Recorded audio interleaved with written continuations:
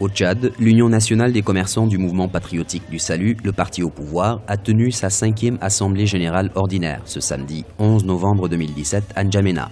Plusieurs points sont inscrits à l'ordre du jour, parmi lesquels réfléchir et déterminer l'apport des hommes d'affaires du parti pour la matérialisation du plan national du développement initié par les autorités. Camarades, en promenant mon regard d'un bout à l'autre de cette grande salle, je constate une grande fierté et un réel plaisir.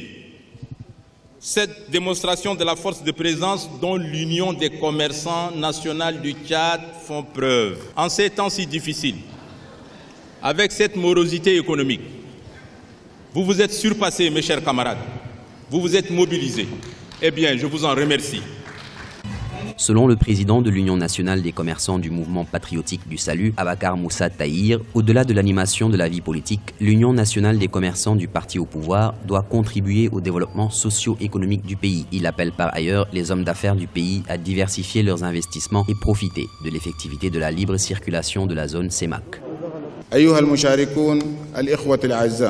Chers camarades, l'Union nationale des commerçants du mouvement patriotique du salut ne peut rester indifférent face à la crise économique et financière que traverse notre pays. C'est pourquoi nous soutenons la politique du gouvernement pour la diversification de l'économie et contribuons pour la mise en œuvre du programme national de développement. Par ailleurs, nous appelons tous les commerçants à faire front commun pour soutenir les actions des autorités pour une sortie de crise parce que nous sommes les premiers à être affectés par ce phénomène.